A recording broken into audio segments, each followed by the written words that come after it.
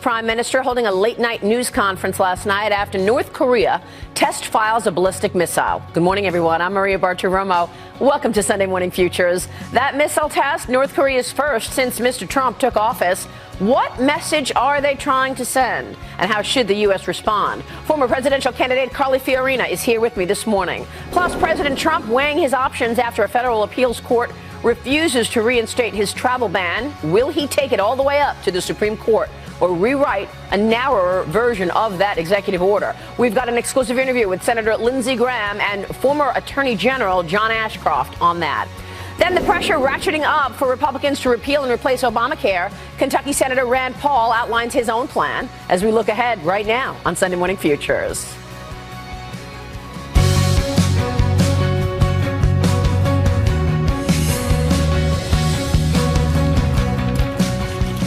President Trump sending a message loud and clear. America has Japan's back after North Korea fires its first ballistic missile since Mr. Trump took office. Standing side by side with the Prime Minister of Japan, Shinzo Abe, during a late-night news conference, President Trump reaffirmed America's support for one of our closest allies. I just want everybody to understand and fully know that the United States of America stands behind Japan, its great ally, 100%. Thank you. Joining me right now is former Republican presidential candidate and former CEO of Hewlett-Packard, Carly Fiorina. Carly, wonderful to have you back. Thanks so much for joining us. Good morning, Maria. Great to be with you. Your reaction to what we heard yesterday and a weekend of plans with President Trump and the Prime Minister of Japan. Well, I think President Trump did exactly the right thing. I think it was incredibly important that he and Prime Minister Abe immediately step forward and say this is unacceptable, it will not be tolerated, the United States will stand with our ally Japan. And obviously I think the administration will continue to ensure that both South Korea and Japan have all of the means necessary to defend themselves against such missile tests. On the other hand, we shouldn't be surprised by this action by North Korea. North Korea doesn't like being ignored. They don't like being out of the conversation, so every now and then they're going to do this, and we need to make sure that we continue to pressure China to behave appropriately, which they most certainly have not for years, and that we have all of the necessary deterrence capability in place. Well, he certainly has been focused a lot on foreign policy in these first 21 days. Tomorrow, apparently, he's meeting with the president of Canada as well. So he's got another bilateral trade talk meeting on deck. How's he doing so far, Carly? And you have a great vantage point to talk to this. You are a former opponent and have watched his performance. Is he bringing the party together? How would you grade Donald Trump so far?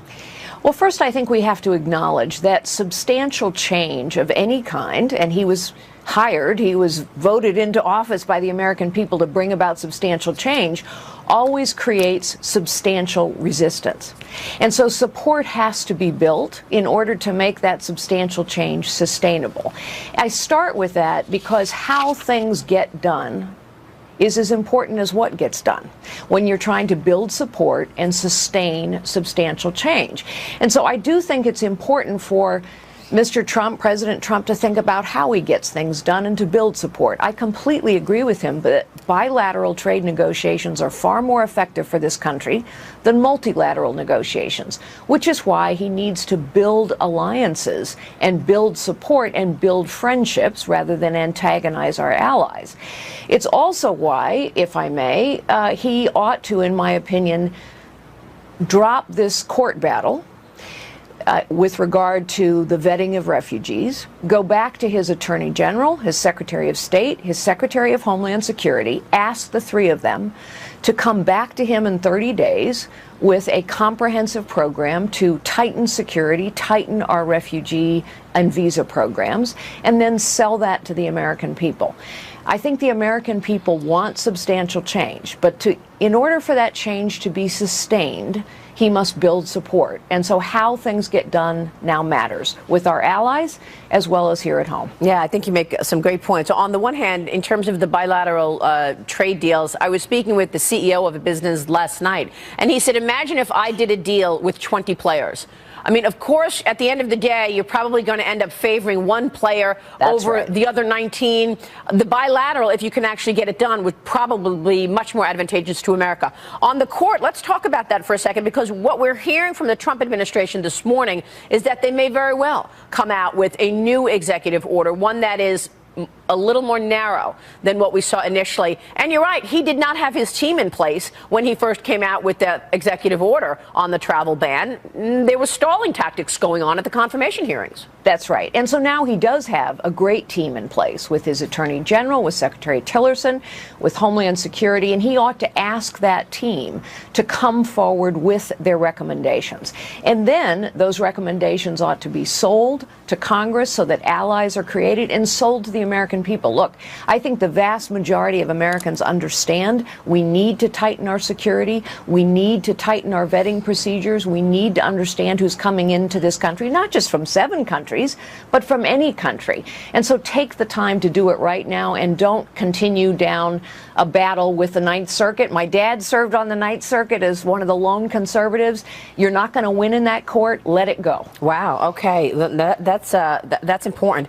Look, I wanted to get your comment quickly on Russia reportedly considering turning Snowden over to the U.S. as a gift. Your thoughts? Well, I hope if Snowden is turned over to the United States, and certainly Russia should turn him over, that he is tried for treason, because he is a traitor. Okay. Well, that's certainly what has been talked about. Carly, there is obviously reports that you are considering challenging Virginia Senator Tim Kaine in 2018 for a Senate seat. Is this in the plans? Well, first of all, I haven't made any decision yet. Second of all, in Virginia, we actually have incredibly important elections this year. So we have a gubernatorial election in November of 2017, and I'm working very hard for Ed Gillespie. We have an important lieutenant governor's race, an attorney general race, and so I'm really focused on 2017. Beyond that, I would say that the 2018 Senate race, the Republican Party has to make a decision. The Democrats are going to throw everything they can at defending Tim Kaine's seat. Virginia is a purple state. So while it's important that a candidate, perhaps myself, make a decision, it's equally important that the Republican Party decide they really want this seat. Because Republicans are going to have a lot of seats to defend in 2018. They have other Democrats that are perhaps even more vulnerable in deep red states. So the party has to make a decision about Virginia as well. Well, we'll see if the people remember these stalling tactics going into 2018. By the way, where many of these senators are pushing back from states that voted in Donald Trump. Well, that's right. And, you know, the Democrats, I think, are losing credibility rapidly because what they basically telegraphed is we will resist everything and everyone, anything and anyone. And so it's just rampant stalling tactics. I think they lose credibility, but that's clearly their tactic right now. All right, we'll leave it there. Carly, good to see you. Thanks so much. Nice to see you, Maria. Carly Fiorina joining us there. So where does Congress stand in the immigration executive order? I'll talk exclusively next with South Carolina Senator Lindsey Graham. Follow me on Twitter at Maria Bartiromo, at Sunday Futures. Let us know what you'd like to hear from the lineup of guests we have this morning. We're looking ahead on Sunday Morning Futures.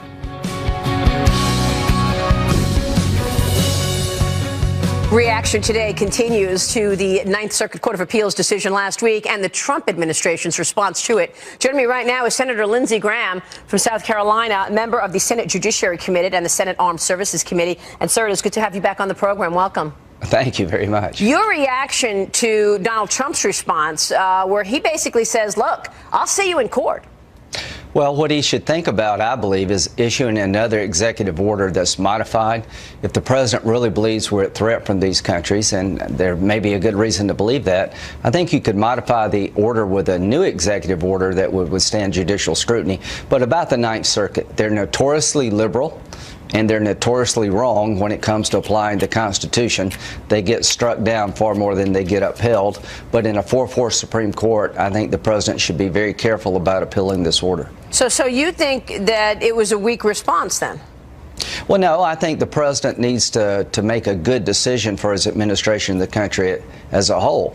If it's 4-4, the Ninth Circuit stands. If I were him, I would issue a new executive order making sure that green card holders are not included and interpreters are not included in the ban, and I think it'll sail through the court, or wait till another circuit rules on the same issue, then maybe appeal, take that to the Supreme Court. So do you think he ultimately wins if, in fact, this does go to the Supreme Court?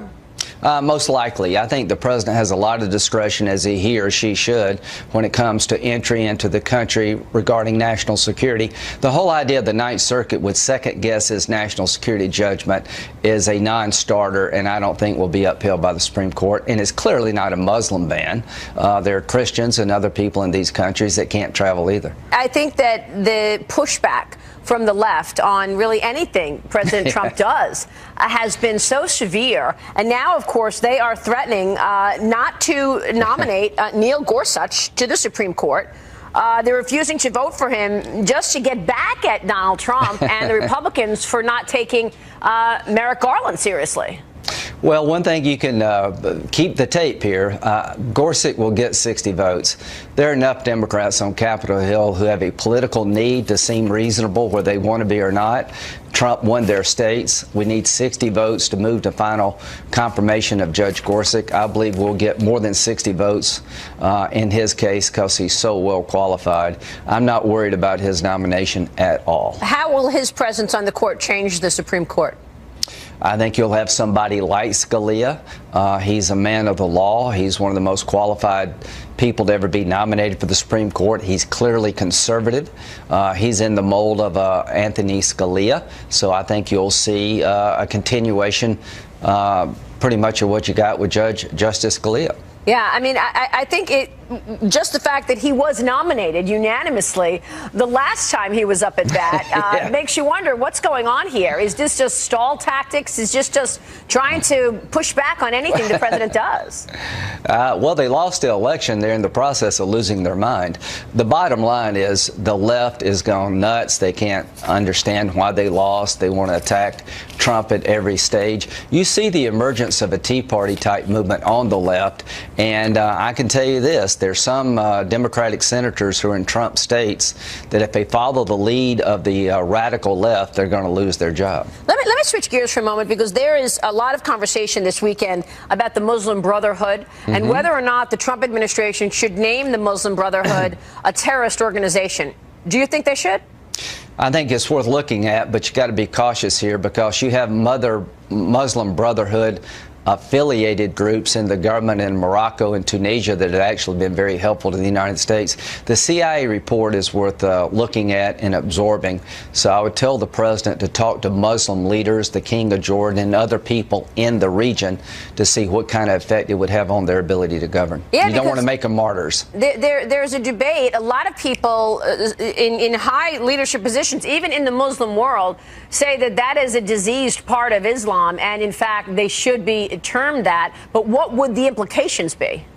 Well, the Muslim Brotherhood has a mixed reputation. Clearly, they've engaged in violence in some areas, and sometimes they're seen by the populations as providing services the government wouldn't provide. The bottom line here is the CIA report is pretty insightful. I would tell the president and his team to call the region, talk to our allies in the region, and get their input. What I would do tomorrow is designate the Afghan Taliban as terrorists. I would do that tomorrow. And so much debate about this and so many other issues when it comes to foreign policy. You know, I know that there's been jabs back and forth between you and President Trump and of course, Senator McCain and Donald Trump. Do you think it's high time you guys went out for a beer and had a conversation or got on the same page about things? Absolutely. I think radical Islam is a common enemy to mankind, that President Trump will have no better ally than John McCain in rebuilding the military. He should listen to Senator McCain, and Senator McCain should understand, as he well does, that President Trump is now our commander-in-chief. I want to help our commander-in-chief. The one difference I have with him really is around Russia. I pretty much see the world the same as the Trump administration when it comes to Iran, North Korea, China, but Russia is very problematic. I think the president doesn't appreciate that Putin's Russia's enemy to democracy and an enemy to the United States. And if you treat Putin as anything other than our enemy, you're making a mistake. So obviously you're against lifting sanctions, but we haven't heard from the Trump administration on this and whether even they were considering it. I hope they will not. I hope they will punish Russia more. They have not been punished for interfering in our election. They're trying to do the same thing in France and Germany. They're also undermining our efforts in Afghanistan. I was astonished to hear by the commander in Afghanistan that since 2016, Russia has been actively involved in undermining our efforts to win in Afghanistan. The reason being that Putin doesn't want democracy to flourish anywhere, because democracy anywhere is a threat to him wherever he goes. So it's time to punish Russia. They're up to no good. All right, we will leave it there. Senator, good to have you on the program this morning. Thanks so much. Thank you. Senator Lindsey Graham. Coming up next, Attorney General Jeff Sessions gets to work with a contentious confirmation vote now behind him. We will talk with the former AG, John Ashcroft, about how Sessions will handle the fate of President Trump's immigration order. As we look ahead, we're also looking at a big week in financial services. We've got the chairman of the House Financial Services Committee on deck as well, Jeb Henserling. Stay with us.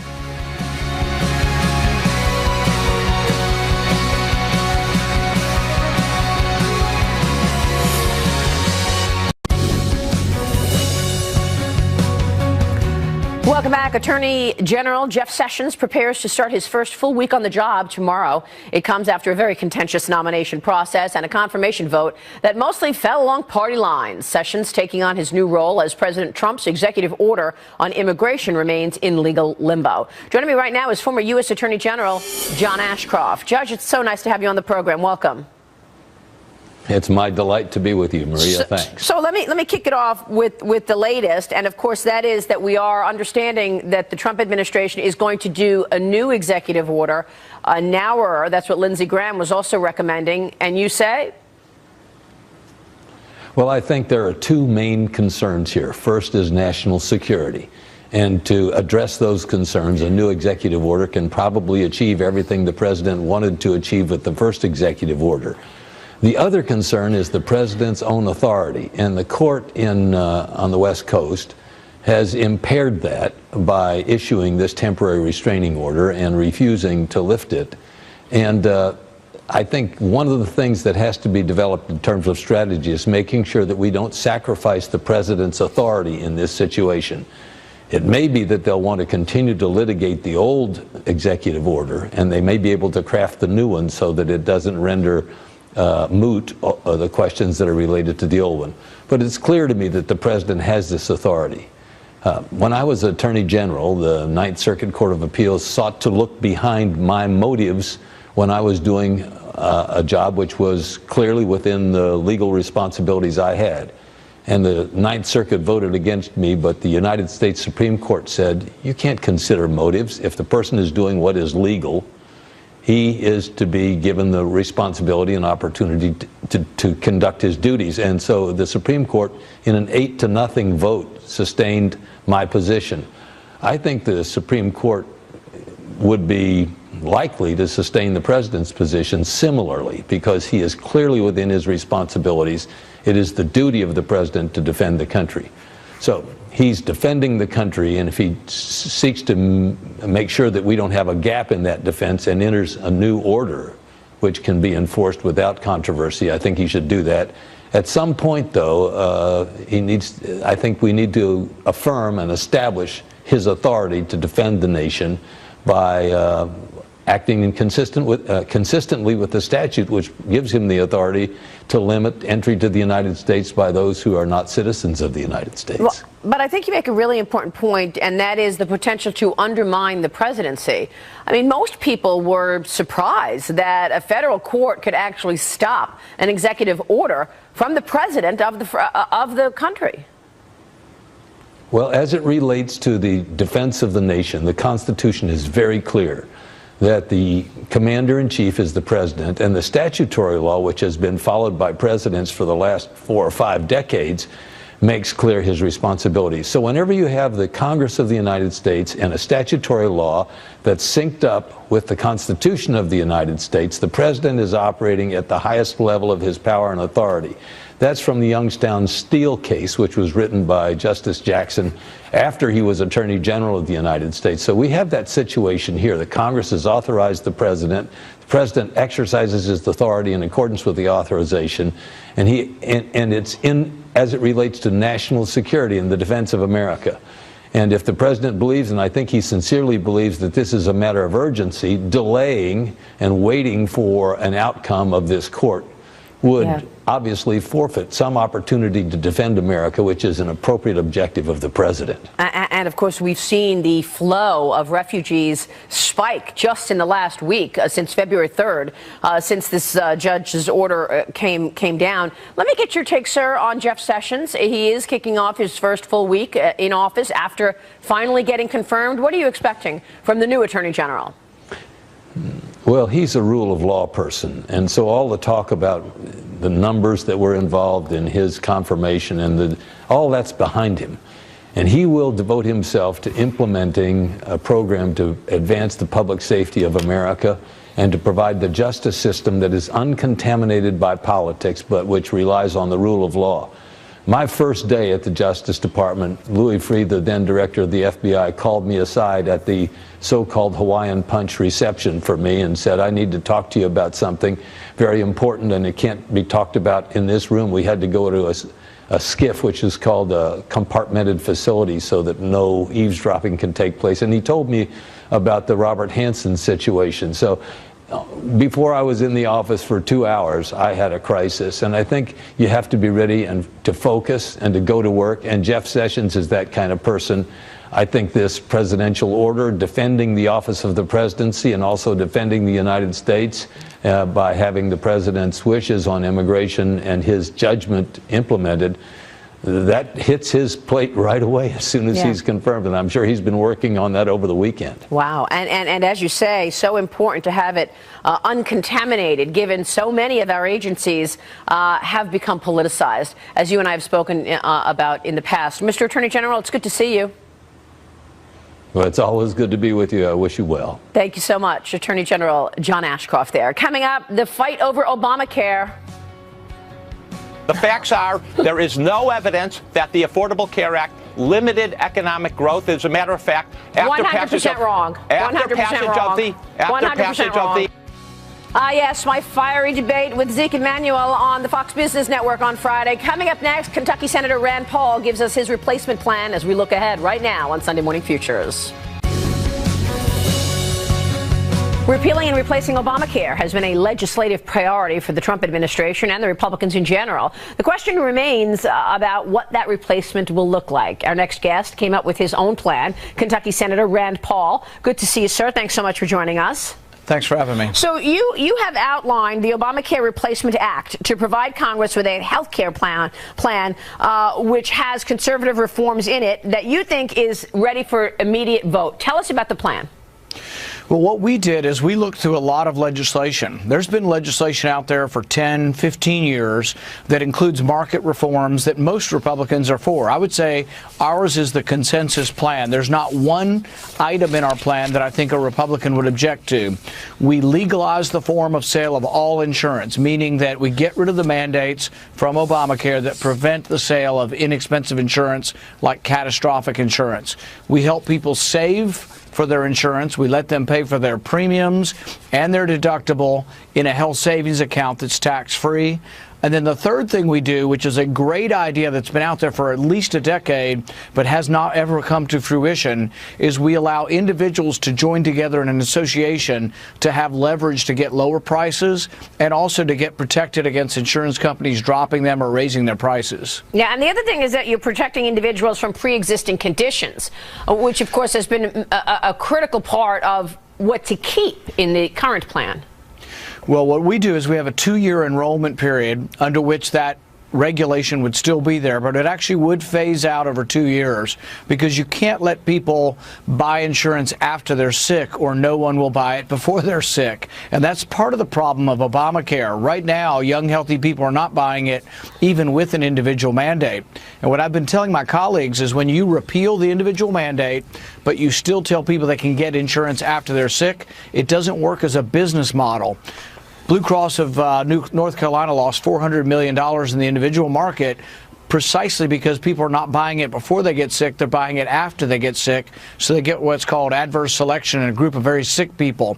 We can't have that, or we're not going to have a functioning insurance market. So we do have to change the rules back towards what the marketplace would dictate. Tell us how it differs from some of the other plans out there, because, you've got Senator Susan Collins, Bill Cassidy, Shelley Moore, Capito, and Johnny Isakson introducing the Patient Freedom Act of 2017. You say that you think that your plan is really the one that everyone is getting behind. Are you going to be able to come up with something that will, in fact, be something that everybody gets behind? What do you say about Susan Collins' plan? The problem with the other Republican plan is that it keeps your Obamacare taxes. I don't know of any Republicans, and I've traveled the country, I've yet to meet a grassroots Republican who says, oh, let's keep Obamacare taxes. And it also says, their plan says that if you like Obamacare, you can keep it. So if the big blue states with large populations like California and New York want to keep Obamacare, they would ask Texas and Alabama and Kentucky to pay for it. That's a non-starter. I don't know of any Republican at any grassroots meeting across the country that would say that they want to pay for Obamacare for big Democrat states. So I think that one's sort of a non-starter. It's Obamacare light, and I don't think really it is a consensus position. The reason I argue my plan is a consensus position is almost every plan, including that one, has pieces of what I'm asking. Allow more freedom in the insurance market. Let people save and let people join associations. Their only complaint is that it's not going to continue some sort of big government subsidies for health insurance. But that's precisely what we as Republicans, I think, have been opposed to. Yeah, and you also allow the purchase of insurance across state lines. Let me ask you about the cost of the plan. Last week on Mornings with Maria on the Fox Business Network, I spoke with Dr. Zeke Emanuel, of course, who was one of the architects of President Obama's signature legislation, and he said it has nothing to do with economic growth. And I argued it has everything to do with economic growth because it's too expensive for business and individuals, and as a result, they clamp down on spending elsewhere. How does your plan become less expensive and become affordable? Our bill would allow the freedom and choice and competition of many different types of insurance products, but mainly we would allow the sale of inexpensive insurance. Obamacare made it illegal to sell inexpensive insurance because everything had to have pregnancy coverage. Everything had to have 10 or 11 different mandates. We get rid of those mandates and let the market sell what consumers want, and that will drive prices down.